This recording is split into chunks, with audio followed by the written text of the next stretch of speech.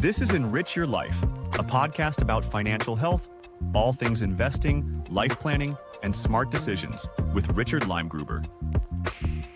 Hello and welcome to Enrich Your Life podcast. I'm your host, Rich Leimgruber, and today I'm excited to talk about a strategy that everybody knows, a common strategy. If you've ever wondered, should I pay my taxes now or should I pay them later when I go to retire? This conversation is for you, and this will help you understand all the caveats for should you do a Roth conversion or not. I'm joined today with Julia Fuentes, who is a financial planning and coaching strategist at Vanguard.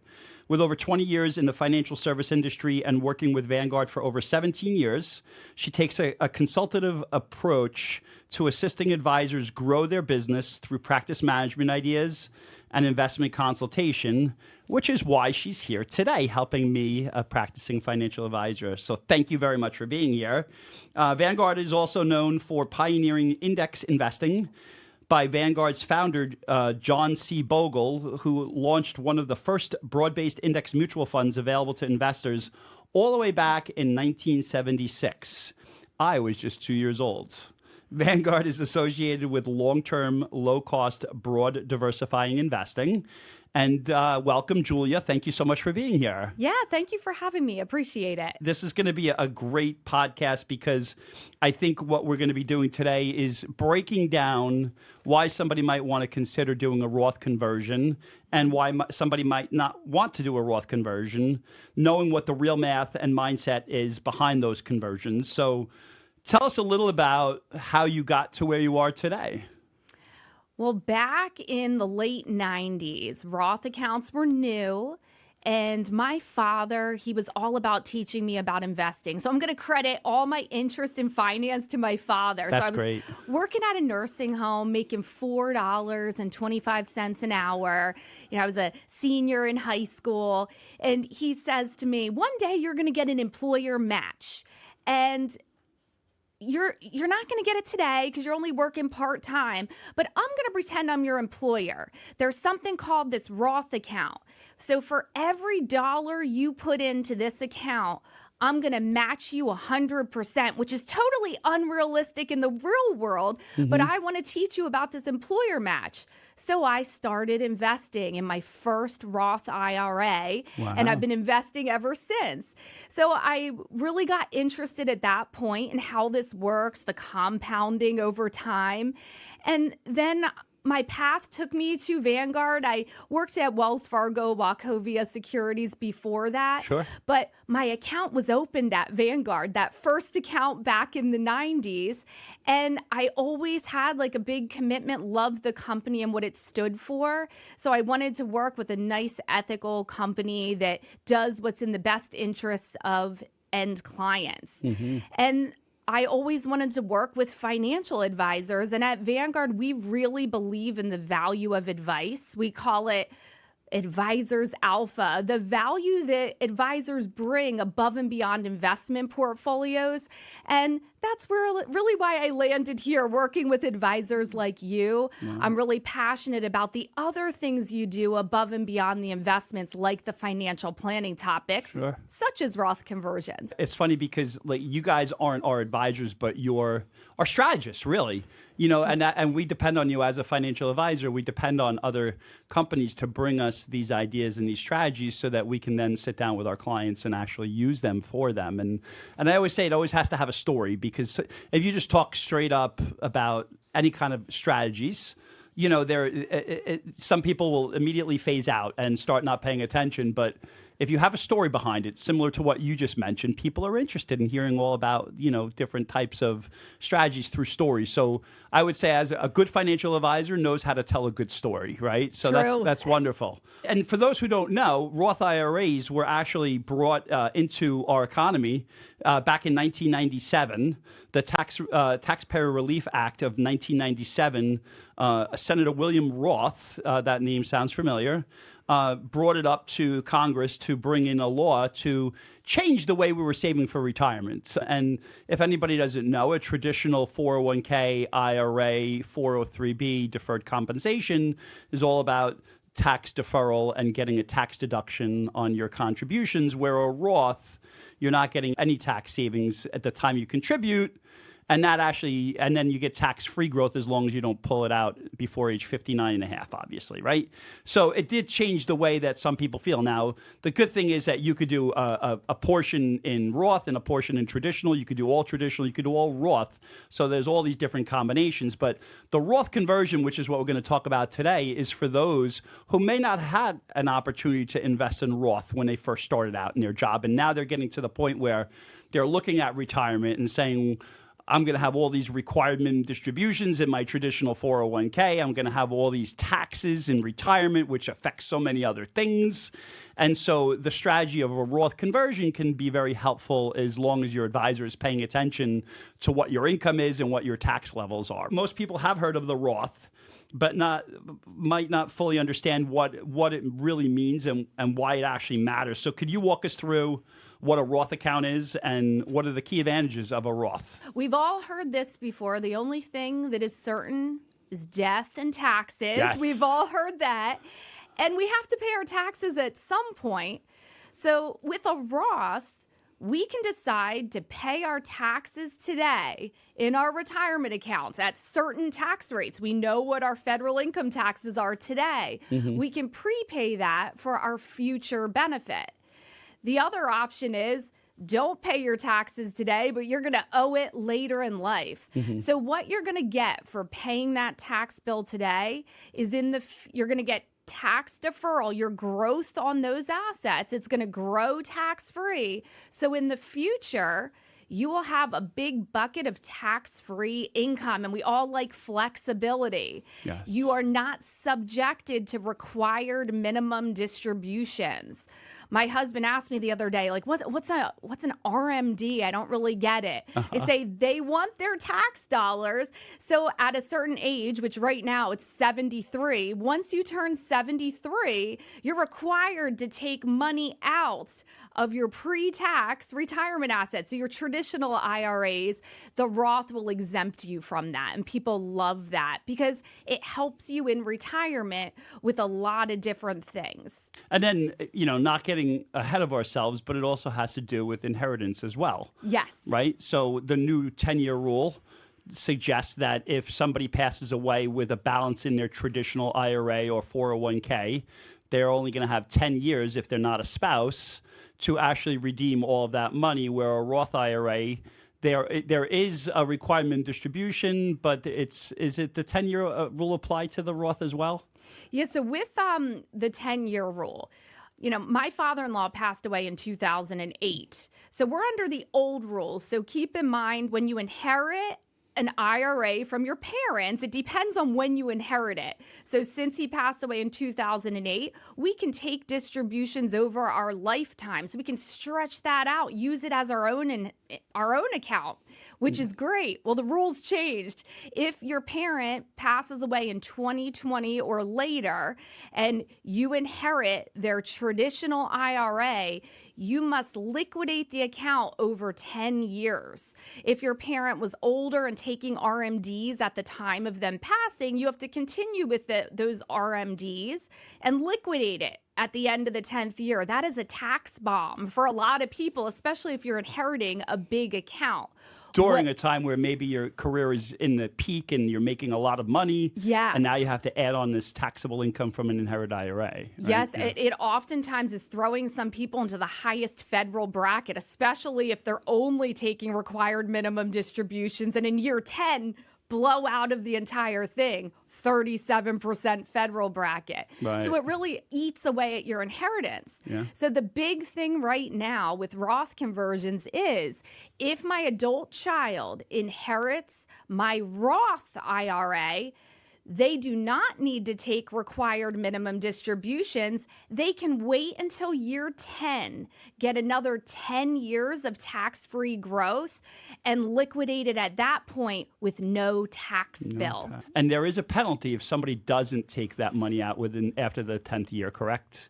yes, you will be penalized. Right. Is it 50%? I believe it's a 50% penalty on any balance left over after the 10th year. So, and every year it becomes 50%. So they'll slowly eat it away if you're not taking that out on time. They will get you.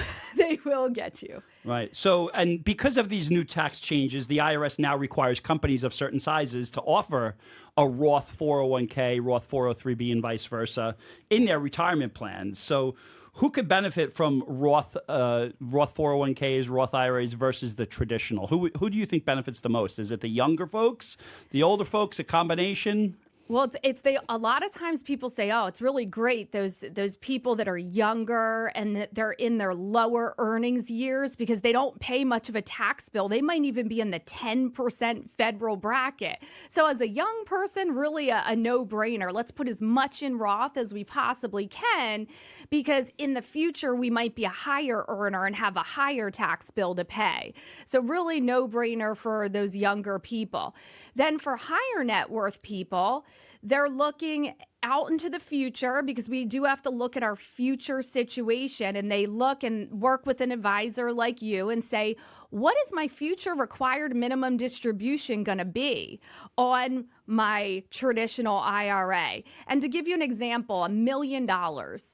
You're 73 years old, you might need to take out $40,000. If you're 80 years old, that's closer to $50,000. Some people say, wow, I have a pension, I have all these other income sources, Social Security, I don't really need that money. So they're looking and saying, I'd rather just not have that required minimum distribution because that's going to throw me into a really high tax bracket. I'm going to pay the taxes today to benefit in the future by getting rid of that RMD, lowering that RMD. Right, and that would be what a Roth conversion is all about, right? Yes. And so there's a lot of confusion. There's Roth contributions, there's Roth conversions, which we're talking about, but then there's that backdoor Roth conversion strategy. And that's something that I often hear, and there's some caveats to that. Can you just explain the difference between what a Roth conversion is and what a Roth backdoor strategy is? Yeah, great question. So we have a lot of different ways that we can invest, and it all depends on our employer too and what our employer offers. But to throw this out there, if you're working for an employer and they offer you a retirement plan, be it a 401k, a 403b, whatever the retirement plan they're offering is, I would say there's going to be a Roth option on that starting in January of 2026. High earners that make more than $145,000, they're required to do Roth for catch-up contributions. Okay. So that's why I'm confident if you have a plan through your employer, you're going to have a Roth option. So a couple different things to be aware of. Contribution. You can contribute directly to a Roth IRA, and this year the limit was $7,000 or $8,000 if you're 50 or older, but there's income limitations to that. Mm-hmm. So if your income is too high, you can't contribute directly to a Roth IRA. But your workplace plan, that's different. If you want, you can do all of it on a Roth basis. Mm-hmm. So your workplace plan, you can make decisions. Do I want to do some of it pre-tax, some of it Roth? So that's where your advisor adds so much value to sit down with them, help you balance how much should I do pre-tax versus Roth. Sure. So different decision. Well, now let's say someone has a workplace plan and their income is pretty high. Well, they've maxed it out. They have a lot of savings capacity, and they've put as much as they would allow them to put into their 401k. Mm-hmm. Well, now they want to make a contribution to an IRA. Well, if your income, I'm going to actually use 2026 numbers. So you're married filing jointly and your income is over $252,000. You cannot contribute directly to a Roth IRA. But assuming that you don't have a traditional IRA sitting there, you can do what is called a backdoor Roth contribution. So our tax code allows us to backdoor into a Roth, and here's how you do it. You make a contribution to a traditional IRA, but you cannot deduct it on your taxes. So they call it a non-deductible traditional IRA contribution. You make sure that you don't make a lot of money and invest it in something that's going to grow really quickly. And you let everything settle. And then we're going to want to convert that over to a Roth. When you convert it to a Roth, you really won't have a tax bill because you haven't had any growth. Right. Then the money can grow in that Roth tax-free. So they call it a way to backdoor in. So these are pretty complex. You're going to want to work with your tax advisor and your financial advisor on your options, and check with your workplace plan to see if you have access to a mega backdoor Roth strategy. It is uncommon. Your employer is probably going to be very sizable and large with a lot of employees and a lot of highly paid employees. But mega backdoor Roth gives you even another avenue to get more into a Roth account. And that would be using almost like an after-tax 401k excess contribution, I think they call it. For most executives have that. Yes. Right? Yeah. So so if you're highly compensated and you're making a lot more money and you want to be able to save more of that, and you've already maxed out your 401k, you do have another opportunity if the company allows it, right? Yep. So you're going to want to ask your employer, because not a lot of plans are going to have that as an option. And then there is something that, one of the things that I always have to bring up, and that's the pro-rata rule, right? Yes. So the pro-rata rule is a common mistake that people don't realize and wind up getting in trouble. Do you want to explain what that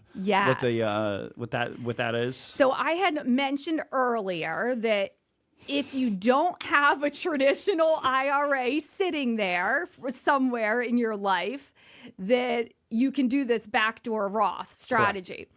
But what I see a lot, this is happening very often. So young people, they keep switching jobs. Every year, every 2 years, they're switching jobs. And to make their life simpler, they're rolling their 401k into an IRA. So now let's say they have a $100,000 traditional IRA sitting there from just rolling 401ks over their life.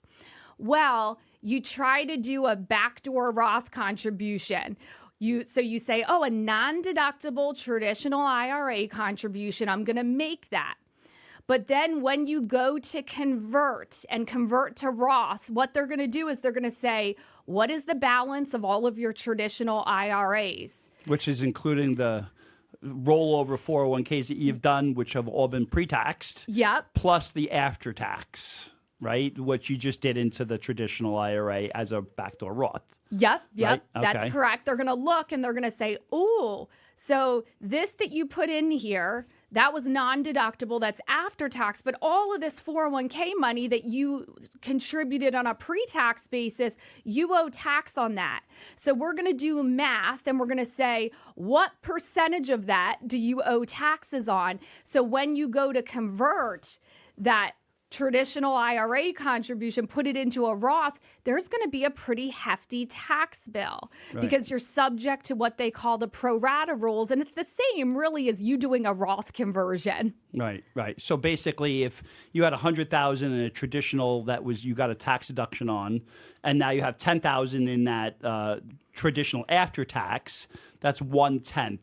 So they would have to convert 90% of the traditional, 10% of the after tax. And so really you would have to pay on a $10,000 conversion, 90% of that would be considered taxable. Taxable income. You are correct. Exactly. And so that's the biggest caveat. So I've had clients come up to me and say, hey, I heard of this great idea, do a Roth conversion. And then I'm like, well, that would be nice, but because you have all these other IRAs out there, it's not going to be efficient for you because you're going to wind up paying more taxes while you're in the highest tax bracket because you're doing so well at work, right? So yep, and some people try to get around it and they say, I have an IRA here and at Fidelity and Schwab, and no, they're adding them all up, but it does exclude your inherited accounts. Right, exactly. So because let's get something straight here. So somebody might ask me, well, why does my spouse have a 403B? I have a 401k. My son, who's working for the local government, have a deferred comp. And what I explain to them is that the 401k is actually a IRS code that basically states that you're working for a profitable company. It's a corporation, and they are offering a employer-sponsored defined contribution plan, and that would be IRS code 401k, and that just basically tells me that you're working for a for-profit company. If you had a 403b, that means that you're actually working for a hospital or a school district, right? And it's the same thing, except it's just who you're working for. A 457 deferred comp would be somebody who's working for a government entity, whether it's a local village, the state, the federal government. So those are, but really when you look at it, a 401k does the same thing as a 403b, does the same thing as a 457. It's just who's sponsoring that plan. Is it a government? Is it a for-profit company? Or is it a hospital or a school, right?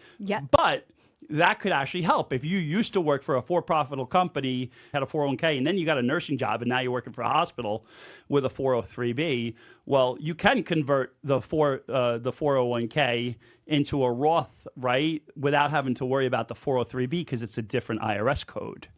Right? So if you had IRAs, all of those are together. If you had a 401k, all of those are together. So you can actually convert a 401k and leave your IRAs by itself. You can convert the 403bs and leave the IRA. You can convert the IRAs and leave the 401k and 403b, right?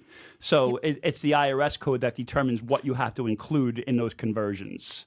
The pro-rata conversions, correct? Yep, they're only looking at your traditional IRAs. So we know Roth accounts, so we know they grow tax-free because we just explained it, right? And the withdrawals come tax-free if you're over the age of 59 and a half. So, but there's also one other rule, and that is in order for you to take it out from a Roth, you also have to have it open for 5 years, right? Yep. So when you contribute money to a Roth, what you put in, you can always take out your contributions without any penalties. The 5-year rule is really talking about the growth. So we don't want to take the money out, but it makes young people comfortable. Oh, I put $5,000 in. I can take $5,000 out if I want to. We do want to let it ride, but after 5 years passes, then the earnings on that from that IRA being established, once you're 59 and a half, will be qualified and will be tax-free. I do want to remind you, since we are talking about conversions, every time you do a Roth conversion, it starts a new 5-year rule. On that lump, whatever money you're doing. On that amount that you did. So a lot of people do their conversions over many years, not just in 1 year. Some people do, but they'll do it maybe over 5 years, and that's going to start 5-year clocks on each conversion. Shouldn't be a big deal because your contributions come out first, then they look to conversions, then they look to earnings last. So it's only if somebody decided to take out all of their Roth at one point in time. And as an advisor, I'm always like, well, I don't know if you want to do that because now you no longer have tax-free growth, right? Because as long as you keep it in there. Once you take it out, you can no longer put it back in unless it's an actual contribution, which all the rules apply with. You have to have earnings to have contributions and all that other fun stuff, right? Why do we consider this such a powerful planning advantage compared to traditional accounts? Yeah, one of the things why it is a planning advantage is in the future, a lot of people don't know that for our healthcare costs, our Medicare premiums, when we turn 65, it's tied to the income that's showing on your tax returns. Yes. So when you're taking money out of your traditional IRA, and you're taking, let's say, a couple $100,000 out to buy that vacation home of your dreams, you could be spiking your healthcare costs. Sure. So there's a lot of triggers this taxable income has in retirement, such as the taxation on your Social Security benefits. Right. So, and obviously it's IRMA, right? And and there's also a Medicare tax now, right? So if we get over to a certain dollar amount of income, there's an additional 3.8% Medicare tax that we all have to pay. So by you thinking that you're going to retire and you start converting these, they can actually start another tax on you if you're converting too much at once. So you have to be careful with what you're doing on that. So we've talked about some appealing benefits to the Roth conversion, but there's also some potential drawbacks, right? Could you talk us through a little about some of the pitfalls and explain the broader tax implications that investors have to keep in mind? So when you do a Roth conversion, so anybody can do a Roth conversion. It doesn't matter if you don't have earned income, so anyone can do it. The downside is there is a tax bill and a tax bill that we have to pay. Right. And usually it's not the best idea to pay the tax bill out of our IRA money. That's usually the worst option. And if you're under 59 and a half and you pay the tax bill and withhold it from your IRA, guess what? You're facing a penalty because you're not 59 and a half. Okay. So we do want to be very careful of that. We always say, if you can afford it, pay the tax bill with outside money instead of withholding from your IRA. If you're older than 59 and a half, you can withhold it from your IRA if you choose to do so. Correct. But to run through the taxes that you're triggering.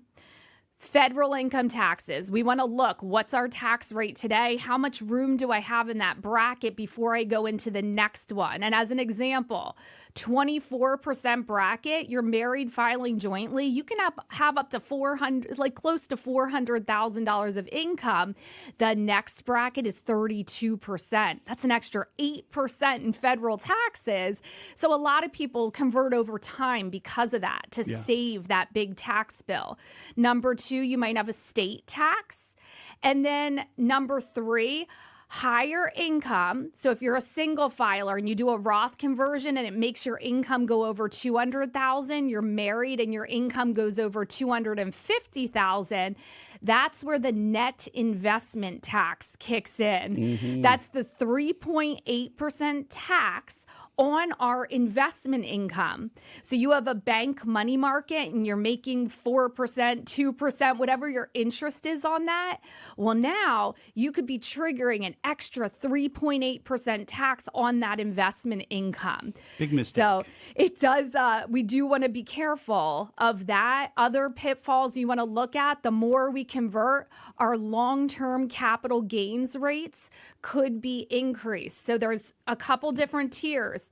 Your long-term capital gains could be 0%, 15%, or 20%. So you could go and do a Roth conversion and all of a sudden your long-term capital gains could be at 20% instead of 15%. Sure. So lots of considerations to sit down, map it out, and think about these tax triggers. Yeah, and that's why I say I have a job every day, right? Job That's why I go to the security. office every day. Yes. So one of the things that Vanguard has done is they've created this this BETTER program, which stands for break-even tax rate method. And I think you were just talking about that, right? So can you explain in plain English what that means and how it changes traditional compare your tax rate rule of thumb? Yes. Okay. So when you go and you sit down with your accountant and you say, man, can you look at my situation and let me know, should I do Roth or should I do pre-tax? I don't know. Your accountant typically will say, don't do any Roth. They're just used to going in that direction. They want to save you money on taxes. What they'll say to you is, you're working full time right now. And normally when people retire, their income is a lot lower and they're in a better tax situation in retirement. If your accountant says that to you without asking any questions, that's a red flag. We want to let our accountant know, hey, you didn't ask me about my future required minimum distribution and how much that's going to be. You didn't ask me if I have an inherited IRA, that I'm under the old stretch rules, that I have income there, a fully taxable pension, and they're not asking you questions. Okay. So we do want to think about our tax rate today and our tax rate in the future. Well, this nerdy research that we put together, because that's what we like to do, is really think about it hard. This break-even tax rate. We know that taxes, it's very uncertain. So we just had the One Big Beautiful Bill Act passed this year, and we made our tax code permanent. We're like, great, our federal income taxes are permanent. Until they're not, until another regime comes in and changes it. So 20 years from now, none of us can say with certainty what future tax rates are going to be. Right. So the break-even tax rate, what it does, it's for people that have money sitting in an account, let's say a taxable account, and they have the money sitting there, and they're trying to decide, should I use that money as tax insurance? Like, I think of this kind of like paying for life insurance. You're paying a premium for the future. For this, you're paying money out of your taxable account to pay the taxes on the insure yourself against future uncertainty with what tax rates are going to be. Are they going to be a lot higher? We just don't know.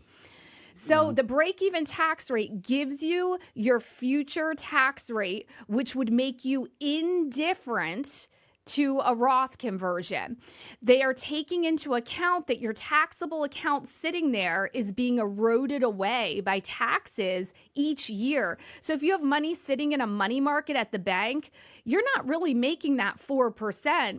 You're paying a tax bill, and that 4% is a lot less when you look at after tax. So we're taking into account your investment returns, looking at the growth over time and the compounding, and saying, in the future, how low could your tax rate be, and what would make you indifferent to the Roth conversion, that it doesn't matter either way? You guys have calculators that you can actually show all this. So you input all your information, and we'll have a nice printout for everybody if they wanted to see it. So that's really helpful, as well. Is there a website that somebody can go to check that type of illustration out? Is it a public website, or is that reserved for people who work with financial advisors? Yes, we do have a calculator out there for our financial advisors that we partner with that you'll have access to. Yep. That goes and it tells you, hey, put a bunch of inputs in there on your situation today, what your expected situation in the future is going to be, and it's going to ask you about your investment account and your return assumptions. Sure. And we'll show you, hey, what's that break-even tax rate? And let's say it's 20%. Hey, your break-even tax rate is 20%. If you think your future tax rate will be higher than that, you should consider using that money and paying for that Roth conversion. Yeah. But if you expect your future tax rate to be much lower, doesn't make sense to do a Roth conversion today. Sure. The reason why we have this on the financial advisor's website is it gets a little bit complex with, okay, what are my investment assumptions here? You know, what kind Somebody of account going on do I their have? own and say, I think I'm going to earn 20% a year. Let me put 20% in. We want it to be very realistic. Right, exactly. So, we want someone to talk through all the assumptions. It's called setting expectations, and right? also, like, the advisor can say, hey, well, your future situation, here's a projection of what your RMD is going to be. So we make sure we put in the right expectations for our future income. That's great. That's awesome. Well, I think this has been very helpful, and I really appreciate you coming on today and going through all this. Is there anything else that we're missing that you think that we might have missed that you want to share with our listeners? I would say people that want to consider Roth conversions, people in low income years. So if you just retired and your income is dropped and you're thinking about, you know what, my Medicare premiums, I want to keep them low. I want less of my Social Security to be taxable. I want to leave a tax-free legacy to my heirs. It's good to think about doing Roth conversions in those low income years. You're a small business owner. Maybe you have not as much income this year, but next year it's going to be high. And we want to look for market downturns. Hey, if tariffs are announced and the market drops, it's a great time to do a Roth conversion because your balance is down, you pay less of a tax bill, and then you get the growth in that when the market comes back when up. the market comes back. So we want to time it and think about our situation because there are good opportunities to convert. And the conversions need to be in the tax year that you're converting. So you can't start a Roth conversion for the following year. You have to do it in the year that you want to actually pay those taxes. Yes, and you cannot reverse it after you do the Roth conversion. Right. Yeah. And it's always best to pay that tax bill with cash, followed by a very tax inefficient investment vehicle, and then leave your tax efficient investments as last. Right. It'll help out your situation over time. Great. Awesome. Well, I really appreciate you coming on, Julia. And can you just give us where clients can find more information about this? Is there a public website they can look at? I know you said the calculator is reserved, but is there other information that somebody can review? Or yeah, so if you go out like IRS publications, which nobody wants to read, has all the information out there. Yeah. You can search Vanguard. We have some resources on education on Roth, and I also really like Ed Slott. He's like the IRA expert, has a lot of good resources if you look up Ed Slott's website. Well, thank you very much. This was very helpful, and we look forward to obviously sharing this great information. And if anybody has any questions or concerns, they can always reach out to me at hello@enrichlifepodcast.com. And we'd be happy to run some illustrations for anybody who's interested and answer any questions that you might have. I want to thank LMC Media again and Vectorly for helping us produce this podcast. And we look forward to seeing you on the next one. Thanks, and have a great day.